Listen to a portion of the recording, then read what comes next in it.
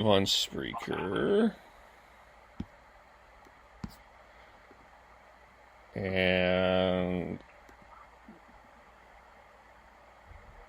we are now live on Facebook. It should be...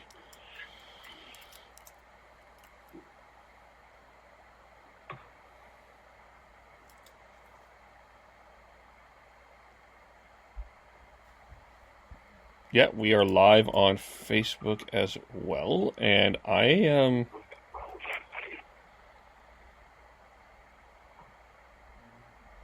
Alright, I don't understand why I'm only in the screen and everyone else isn't. Hang on, I just want to see something here.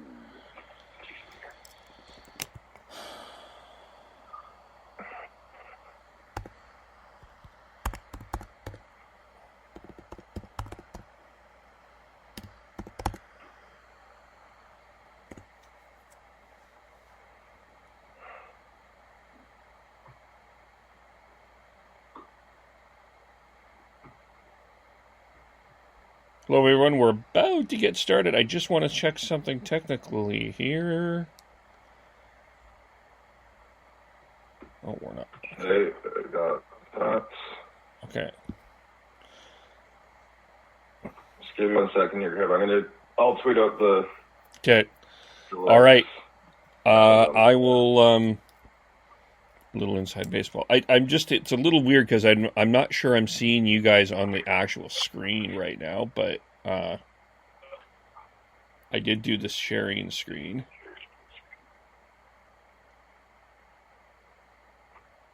There you go. I got my virtual background figured out. Yeah. Not sure how great it looks, but yeah.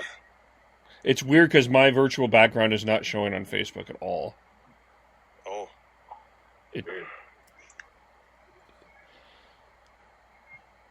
Well, that's trippy. But Never, we... All all right. my broadcasting experience, I've never done the green screen thing before. Yeah. All right, so now I'm just trying to grab the Facebook Live one. Can you tell me what it looks like from over there? I'm trying to find it. Just give me a second. It's being weird. Just 1 second. I find like the live links are when you try and go directly to the our Facebook pages at times where they actually post.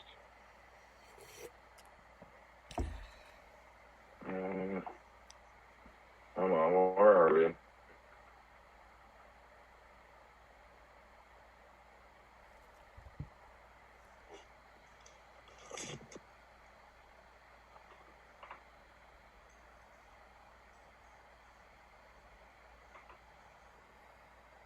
Okay, there we go.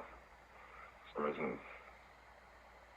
There we go. That's what we want.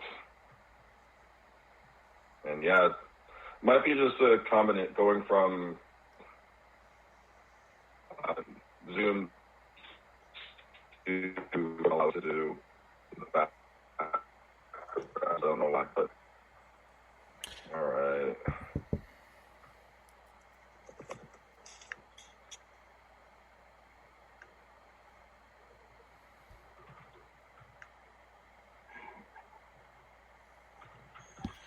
I'll screenshot a shot of what we look like in Zoom anyway. So there. How's that? And then we'll have people on, and I'll tweet that out in a bit here. Okay. Let's play some music, and here we go.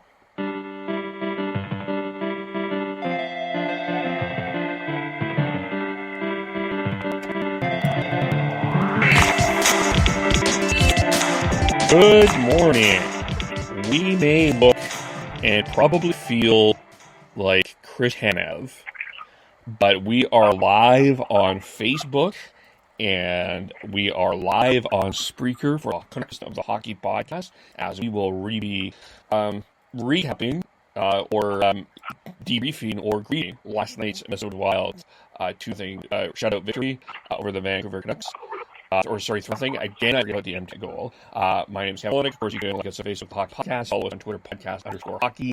Subscribe on Apple, on Google, iHeartRadio, and Spotify. And of course, you have a question, comment, feel free to those out. Devin, who was joined for the quick leaf recap, is with us. I imagine you are not feeling as bad as everyone else is going to feeling this morning. How are you? Yeah, it's like better than everybody else who is a Canuck. It's like the reason we're going to least. But yeah, I feel good myself. That's good. Sean, how are you feeling? And you're. For those that are watching us, don't see it. I'll tweet it out. Sean is out here in Vancouver, and I think you've had every juice out there. I'm doing all right.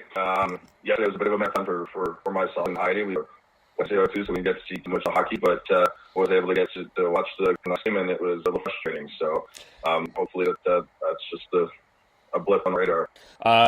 Sean's promised us a rant, so he'll get the floor in a moment. Tyler, how are you? I'm all right, Kevin. Yesterday just wasn't working out on all sorts of levels. Had a 2:30 tee time by the sixth hole. Monsoon had to give up on golf, and then look for a friend on this hole Monday. Yeah. Okay. Well, I'm glad we got up. I'm glad we started our fresh. We start fresh day. We will be previewing the Flames and the Jets game too. There's lots to talk about in that series for sure. But of course, let's get into it. We've had a night's sleep over our thoughts after the game. Sean, we'll start with you, then go to Tyler, and then I will follow this. So go ahead, Sean. The floor is yours. All right. First off, it's you have Ferland going out after coming back from concussion, out and fighting, and you can't follow it up with getting some momentum and actually building on it.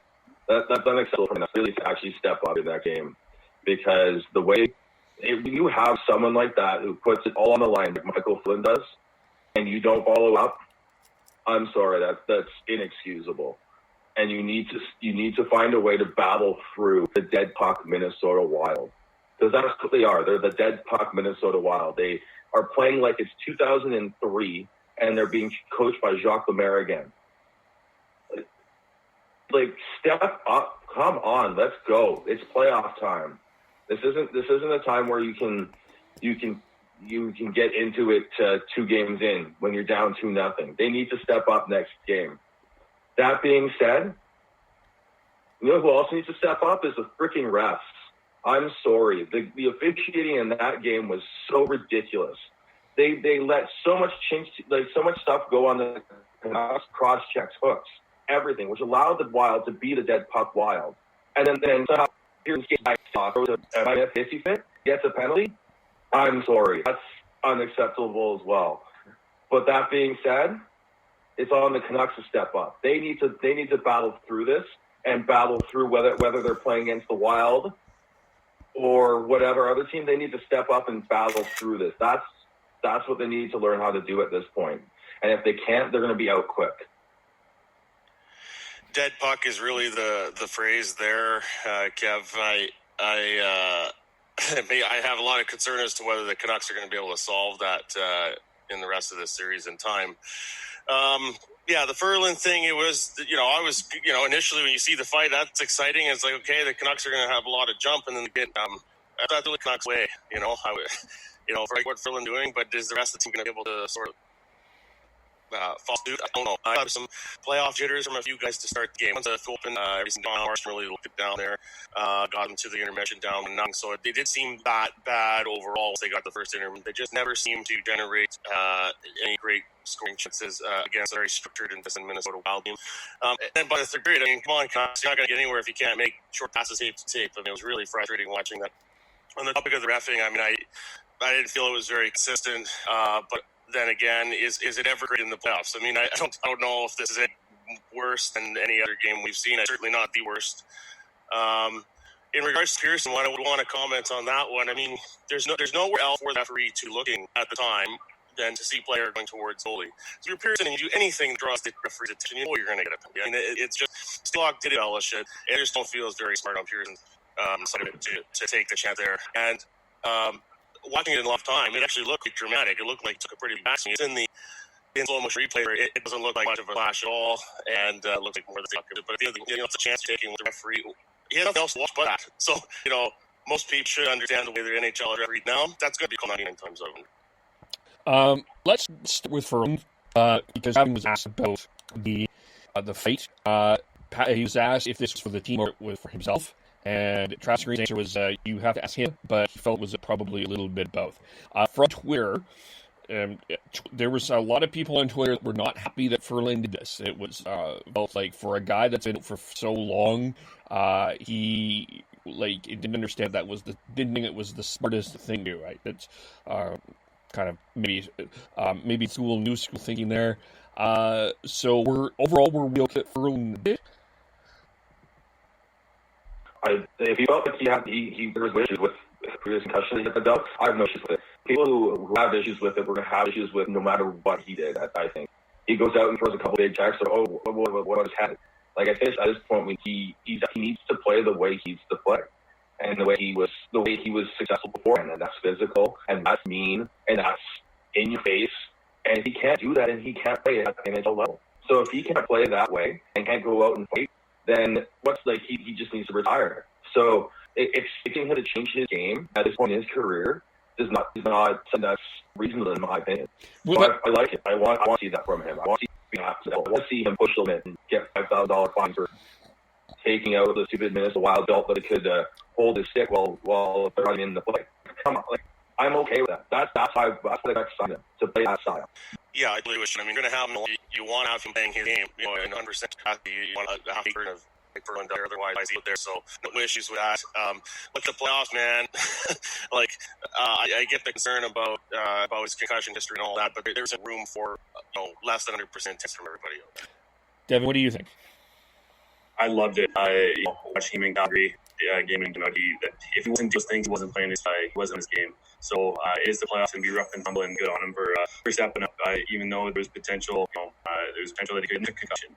But again, if he's not playing that way, he's not effective, and that's why I signed him. And I imagine that if there's anybody that had the adrenaline going at a higher level, it probably was Ferland. So I can see that. I think it didn't hurt. That play didn't specifically hurt the Canucks. What hurt the Canucks was giving out the first goal within shortly after that on the power play from Kevin Fiala. I thought Markstrom fought for most of the night. I'm not saying I'm blaming him for the goals, but I didn't feel he looked too comfortable last night.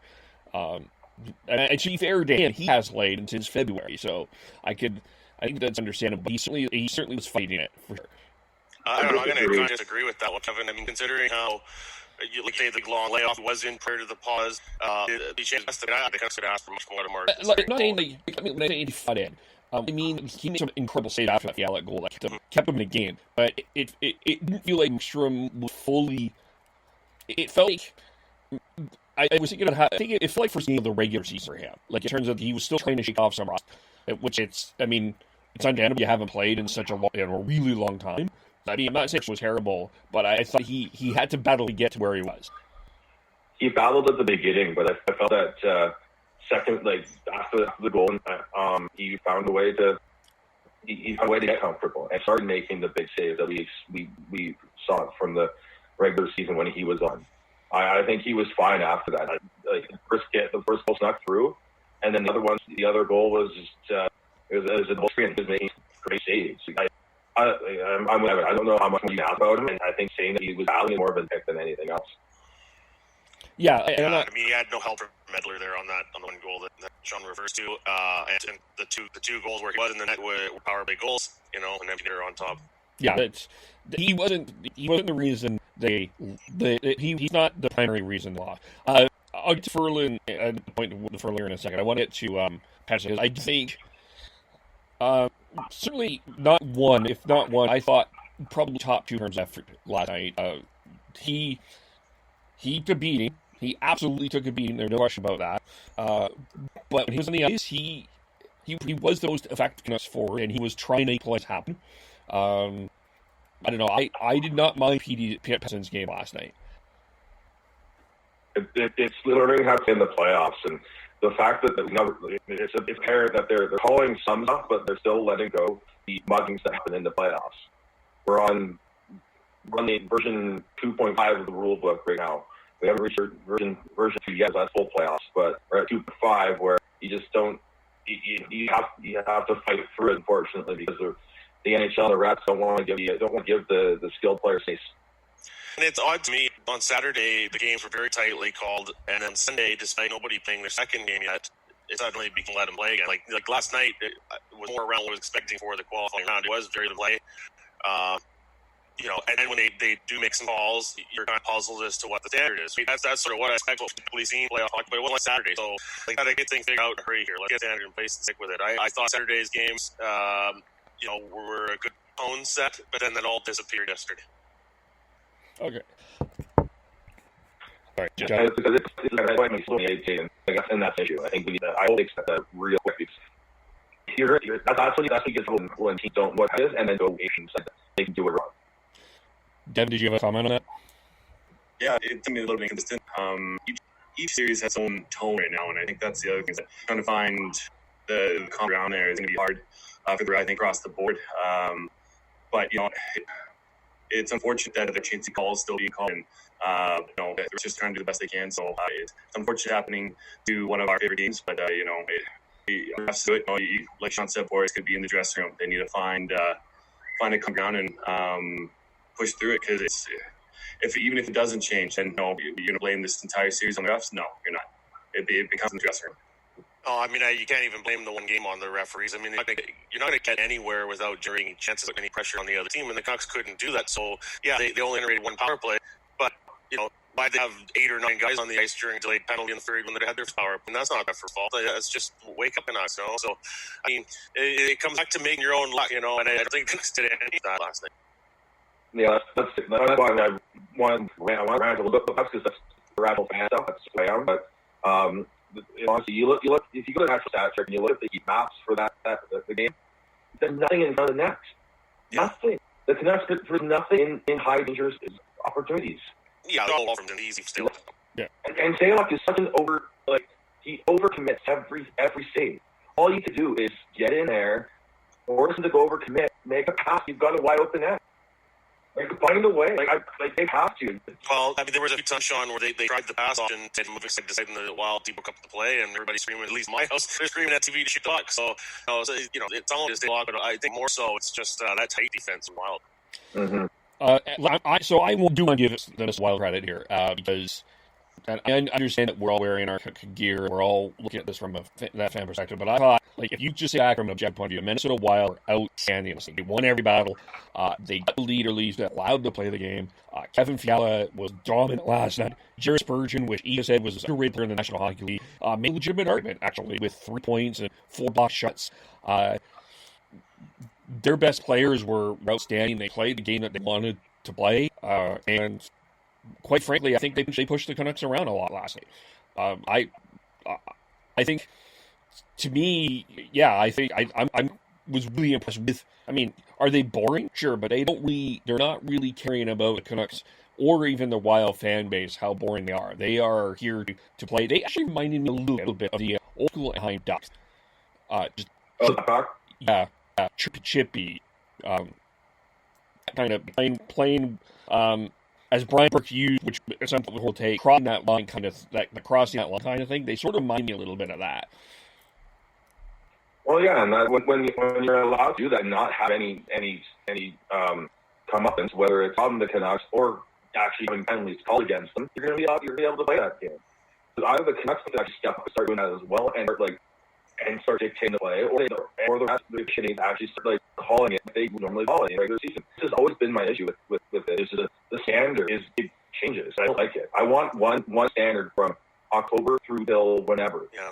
The issue with that is last night I don't think they over-officiated the game. They over-officiated the game. Everybody was screaming about too many calls happening and no flow and it's playoff hockey. Let play. That's always the feeling when there's a lot of penalties being called in playoff game. The level that's always complaint. There's too many calls as the season moves on and the games get more important. That's that was what yet. And I don't know when that's ever going to change, if that's ever going to change. The two particular things happened in the first that had me puzzled. There was a hook, and there was the other one that was getting in the guy's way, an interference infraction that weren't called against the Wild. Those ones I was wondering WTF with. But otherwise, the penalties were called on both sides. I mean, I don't think any of them were fixing calls. I mean, I think they were justifiable penalties. But you look at those two that I pointed out that was, and then you can die the game until next week and say that should have called, that was on, whatever. But overall, sort of the two that pointed out, I don't think there was much issue with the officiating. I mean, they were just on penalty calls. Yeah, One, the egregious one to me was the still. I mean, to me, even when I looked at it at fast motion, it really I wasn't sure what Pearson did. And then when Louis DeBrusk was talking about that, it was like you could clearly see the stick lifting. I couldn't see it. I mean, I maybe I needed new glasses. I certainly didn't see him really do a lot.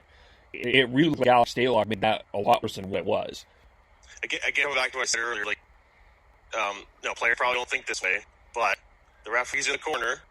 You've got player clothing on the goalie outside of that. There's only one thing for referee to be focused on. It's contact quickly. And so anything with any kind of foul factor is going to draw the penalty. And you got to be smart enough to understand that. And it's happened really fast. It's harder it's easy for the ref at full speed in real time at ice level to see, a stick moving or an elbow go or whatever. It's a little hard to judge whether the goalie's out or not. And of course, the goalie is going to sell it. Most goalies do that if you ain't trying the old mantra. Ain't cheating, ain't trying. So we'll go through some of regard to look back on the performances of the Canucks. I'll start with Ferland, and then maybe we can kind of piggyback a little off that. Didn't mind a fight, didn't mind energy. I know Sean and I are probably going to disagree with this, but at the very least, there is a reason for his stick. In a playoff game, your stick cannot be in the opponent's bench. For whatever reason, even if they try to grab it, especially if you're down 1-0 at that 2-0 at the time, you need to get away and focus trying to get the ball. So I wasn't super enamored with Ferland did there overall. We'll start there. And yeah, we will respond with that. I'll start on that one. Well, the spirit was a poor choice on Ferland's part. When I was talking about earlier, I was saying he plays on that and need that to be either players like that to be set in the balance.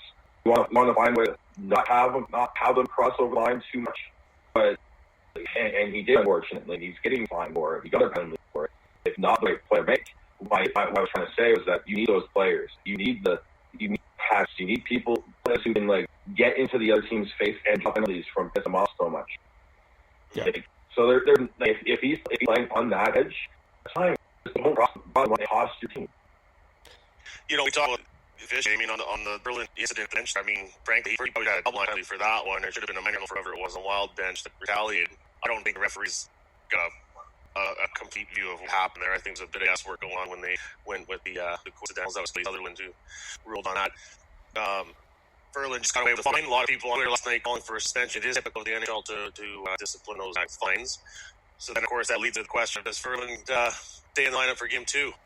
Does he Jake for Canada again? I mean, for me, the Canucks' first 10 speed, that was really, something that really showed from start to finish. The Canucks just seemed to have stepped onto Wild. That there was, some periods where they were pushing pace. Later part of the first period, for example, the Canucks were controlling play more.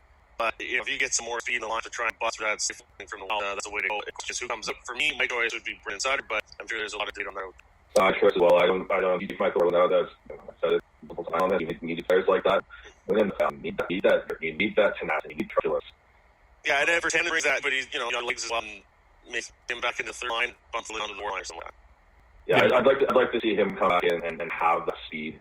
It's the speed that he brings that is going to separate him out. It's not he's very inconsistent in the physical department. I hope maybe it's that goes away. He is a physical force, but the speed that he has can be a game changer against the Wild, and they need that. Yeah, I would agree with you. I think it would be Britannia versus Sutter, although Sutter led the team in shots yesterday with 3. I didn't really notice him much. I mean, I made the comment on Twitter. Does it look like he's barely moving? I don't know. I mean, yeah, it didn't seem that dominant. Just any time he was up there, and Trevor was playing the fourth line with it. Yep. Yeah, he was rolling more lines. I was thinking he was going to shorten the bench in the third period, and he did not do that. He was rolling everything. In terms of other forwards, or anyone other ones that you want to bring up that were either good or we need more from? Well, I would add that this goes back to another old saying that your best players need to be your best players. I mean, the Canucks top guys did get the job done last night. Yeah, we talked about PD, having a good effort there. But I mean, him, Miller, Vassar, Horvat, they didn't break through. Just people can go on about the bottom 6 to 8 line changes there, but that's going to mean anything if your top players are not able to generate even more than 2 or 3 quality stories. It's just not going to need more from the top players. Period. Only 6 and 12. Yeah, Horvat was really struggled. Controlled the play last night. That needs to change. If they beat the Wild, they need line to control play. So I think that line in particular needs to step up big time. Yeah, only 6 of the 12 forwards shot on goal last night, and one of them was not goal, and one of them was owned. I told you. I don't know. Do we back to the lotto line for the next game, or do you keep the 2 lines the way they are? I think if you try it all the way, that might help. But I think they need to step up at this point and find a way to battle through the Wild. And in terms of defensively, Fleckman Hughes has made an effort to try to do his thing, but again, the dead Wild, Sean called him, did not make it easy. What overall impressions of the defense? And I don't know if you can make a change in terms of, I don't know, is Jordan Ben back? No. Okay. No, he's not back yet. He still hasn't float. He comes back maybe tomorrow, and then he still has to practice days with him. Negative test results for 3 days, which he has to practice on his own. So they aren't seeing him for unless this race goes live, they aren't going to see him. Yeah, so the plan is Olivia come in and maybe bump somebody out. I don't see that happening. Just a quick comment in terms of defense there, Kevin. I would prefer if Chris Tanev just to be a stay-at-home defense going on low and forcing passes through there. That happened on a couple occasions and led to chances the other way. Beyond that, I think the issue is less defense and more, again, not top forward, not able to break through Wild's stifling play and generate the chance. Yeah. Fair. Is there anything else within this game that we want to talk about? Nope. I don't think so. All right. Okay. So we're done with that part then. Did it feel cathartic at least? I would like to rant and rave, and that makes it feel better. Devin knows this. See? I always like to hear Sean rant and rave. There we go. Let the two of you. Every once in a while you'll get it from me, but Sean's the rant, standard for rants around here. I think we do for the next one. It's just I prefer, right after the intro, right after the music. I think we just put on rant. Just pull it right off the start. No names, no nothing. Just get right to the rant then, and we're kind of hello. That is understandable and okay. And we appreciate that. We'll also, as we go through it is as we are recording 9:47 Pacific time, we're just about a couple hours away from the start of Game 2 between the Calgary Flames and the Winnipeg Jets. Speaking about a guy that has gotten into an organization's head, it took approximately 15 minutes for Matthew Tkachuk to live rent-free in Winnipeg. Devin. We talked about the hits, but we'll get to Sean and Dav's opinion about the play, which but it certainly seems to me, from where I'm sitting in the Jets organization is responding, and I emphasize there probably could be some acting on this as well, but it seems to me that Matthew Tkachuk is in the Winnipeg Jets' head. Yeah, definitely. It'd be smart of them to not retaliate. They don't have the depth to do anything right now. Take care, wait in the season, and resign then, because if they do not focus on hockey, they're not going to win this series without Patrick and Mark Sheffley. So, I mean, as a Flames fan, come at us. Mason Appleton as well, I believe, is questionable for Game 2. Yeah, I 100% on that there.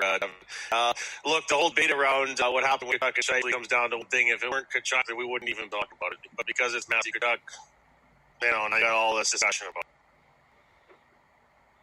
Yeah, I before mentioned that as well, and I think that it was an accident. Even if you look at it, and there was a blue line angle that I did see, but it was so far away that I'm not sure what it really didn't look like it was not intentional. It certainly seemed like an accident in terms of that.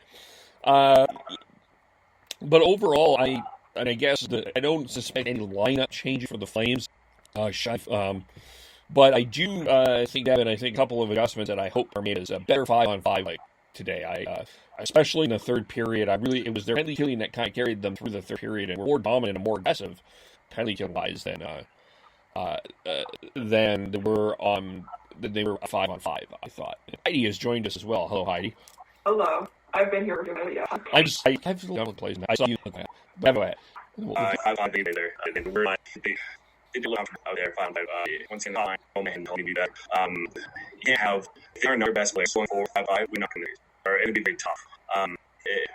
Overall, they did decent, but 5-on-5 and better come up. Some highs on this too. Yeah. I agree with that, and I was so upset about how many penalties they kept taking. I don't know if that was more like it was a nothing thing, it just seemed to be both of them that were calling him the little soft, but either way, do not need to be making dumb plays and causing penalties win. No matter how far you're out, but so hopefully we'll see a little bit more out of the actual 5-man lines. John, we need your take on the Shafley thing. There's nothing there. All Paul Maurice is doing is trying to rally the troops. That's all it is. he's pulling the wrong and rally and trying to build something because they're with O'Shea and look like Maya as well for at least a game here. Looks like it's not the sounds like the Sheckley injury may not be as bad as he initially thought. But that's all he was doing at that point. I have no issues with what he's trying to do. He's come off and now because of it. But I have issues with him trying to rally his team and give an emotional boost and an emotional way to get back into the series. And I like that too. We probably not even how it was anybody but Canucks. Yeah, kind of like that. This becomes a big thing. I call my parents. They even asked me about it. They saw it on, so they didn't talk about it. So that was it. But it was Tony Reed or something. He went in there I don't think Canucks would ever intentionally should light into somebody else. It was an accident. It was two dudes going super fast on hockey skates. Sometimes this is gonna happen. Yeah, it goes back to the Matt Cook, Eric Carlson years ago. Bill, of course, team only come out demanding forensic investigation and blah blah blah. All this game goes on. Look, since time memorial, okay, we've had coach and general manager come out after something like this to try and put a bug in the ear of the officials. So I don't think it's just about rallying the troops. I think Paul Maurice is looking for favor there and trying to swing things that way. Bit of a desperate move after one loss, but that's the playoffs for you. There's so much the coaches do, Maurice has his hands tied a little bit too with the number of guys that are out of his line today. I just thought so. It was amazing to me, especially from Oilers Twitter, how unbelievably skilled Matthew Tkachuk's skate ability is to actually intentionally do this. I mean, for a guy that a lot of Oilers fans seem to hate, they were really impressed with Matthew Tkachuk's skating ability to come up with this incredible injury. Sure, just probably work. I think their frustration and anger of losing Chicago. That's true. I mean, I think I need those stand-up here and realize how fast things are. Probably have a different opinion on that. If they're looking about skates and injuring people potentially, look for the next game last year. Well, Zach, wow, last year, yeah. I don't know to make that correction in mind. Time as well. Yeah, I was thinking that. Yeah. So I guess what do we expect today from the game? We bet 5 play. What else are we expecting today? I think that we're going to have to come out and flying. I think we're going to see working really hard. I don't know how much we're going to do. Hopefully not retaliation. I'm kind of curious to see where that kind of goes. And I think the Flames just need to kind of keep the positives that they're doing in the game and just keep it going. Yeah, the Jets will be playing a Northwest game. Get the Bucks City bank crash. And don't get me wrong, they'll every time that they see Tkachuk with the puck, they'll want to smash it. They'll fish each other if they can against him. And as far as the Flames go, they just be better 5-on-5, and I feel like they come out on top. Getting a Hellbuck. I didn't think he played decent, but he didn't play as well as he did in the first exhibition game. So just get in front, pepper, and I have a feeling that we'll come on top. Honestly, that we're going to see at least from the Jets top line, Wheeler and Carr now. Still a very, very good top line. And if they get Lauren Washers, that'll be the handle. They've got speed and size that can really give the Flames defense edge. But I also think that it will be very, very, very physical today. I do not expect any Winnipeg Jets to pass up a chance to hit a Flame at all. And honestly, after the incident with Sheckley and Tkachuk, they ruined that and they were controlling the play. And I think they did. They had a bit emotional down after they found out that Sheckley's gone the game, and they would get it back. But I think if they can play that physical style that they had for most of the first period, the Flames will struggle, I think. Tyler, were you going to say something? Yeah, I don't know. I mean, you look at subtraction there on paper for the Jets. I'd have to think Calgary's in good shape here for game 2. I'll be interested to see, if somebody tries to over-challenge Matthew Tkachuk, especially when you have Paul Maurice's comments out in the media basically saying that it was on purpose. So that's something to watch for. Winnipeg's obviously got to get out to a good start, and they get the first goal. That'll help things, and then if they fall behind, I know this could be over pretty fast for the Jets. And it's amazing because I felt the Jets had a much better chance this series than the Flames did. Sorry, Kevin's going to jump in here. To the Tkachuk point that I made, Tkachuk's smart to just away from them and let them take penalty. Once Tkachuk loses Randy's face there, he backs off every time, and he'll hold you looking putting here and there. That's what he does. But yeah, I think it'd be best thing for Tkachuk to take off play off. He's also already answered the bell for it with this Wheeler. I don't see them actually going after for a fight up in that aspect. I think that we may have Lowry going after to be physical though, and I think that'll be the extent of it. That'll land. I think it'd be a matchup. So And it's like a bottom six in general for the Flames thought was pretty strong. I thought the Bennett Lucic Dubé line was pretty good, and then a Reader Ryan line with a bit of Ronaldo sprinkled in there was pretty good. Lucic had a couple of really dumb penalties though in the third period, but yeah, I think the big thing is, to me, is this is going to come down to the top six. And I hate that Johnny Gaudreau scored his first playoff goal in 5 years. Like, that's crazy to me. It's not like he hasn't been in the playoffs. But anyway, but we certainly need more production from Monahan and Lindholm. I mean, Backlund and Mangiapane played a really strong game. If they can score, that's great. It's going to come out of the top six, I think. Yeah, for sure. Yeah, if they can outplay top six of the Jets, and they should be able to, because I just looked at the line. Looks like Ross was going to play on that top line with Connor and Wheeler, and then leaving Connor and Wheeler, and then leaving Ehlers with Cody Egan just to anchor this line. And don't put anything past Ehlers, but if the Flames play their game, they should be able to control the play on with that top six. Yeah, the bottom six, they did really well, and they just needed came in and to me more so the top line comes into play because they didn't play a lot. Anything else we missed on this game? By that silence, Nope. I'm assuming. All right, is there anything else that we need to chat about? Just want to share a tweet from Jackie Redmond of the NHL Network, their research team there, looking into all-time record for teams in NHL best of 5 playoff series, going down 2 games to none, and coming to win only once in 56 playoff series. Podcast has been a team come back down 2-0, and but that was the Islanders over the Caps in 1985. So I go into game 2 today. It's really pretty much must territory for teams that lost in game 1. Yeah, I wouldn't. I said from the get-go, I wouldn't put too much stock to who wins the first game. Because if the team who loses can tie up right away, then a whole new series, and all the stats are back into the 80s. I think that you have to roll out wins from that. Once you have 2-0, it's a completely different ball game. You have to win 3 straight, and that's tough. I want to see. I still think that 8% that Dan wrote and 81% game 1 to win game 1 was relevant. I want to pull up as we're doing this the best 5 in LB. I know it's a different sport. I hate using those cross-sport stats because it's completely different. Well, I do think having the game 1 win allows you to go to play 2-2 as opposed to 3-1. It is an advantage winning game 1. I'm not saying that guarantees you the win, but there's nothing guaranteed. But and it's a completely different animal we're used to, right? Because it's not playing one exhibition game after being off for 4 months. Like it's not like it's a game you lost game 1 after playing all season and at the top of your game. I could definitely see the Leafs, the Canucks, the Penguins all win their 3 in 4 games and win 3 straight over their opponents just because they had a rough first game. I noticed you did so there. They would have actually played defense for the game. Yeah, I mean, that'd be where they have everybody in the corner and one guy wide open. That's,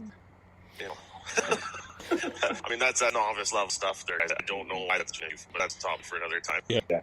All right. So we will be back after the Flames Jets game 2. Matt DeBoer, Fireside Podcast, will be joining us to break down that game. And so Heidi, Devin, and Heidi, I think. Heidi, will you join us? Probably not. We're going to be a dude. That's correct. You were going to be out. Okay, so since I don't have friends, I'll be here. Devin and here. I'm Dave. I'm hanging up. So I can't do the chat usually on their game too. I try to. Yeah. How do we all doing? I'm Audrey and they're on social media. I'm Big Mac Brody Art. Under T-Mobile, T-Mobile-E. I am on Twitter at House09. I'm DVOLE, and there's Chris, SCHNEID. Thanks everyone if you're watching on Facebook Live. Thanks everyone listening on Spreaker. And we will do. Bye now.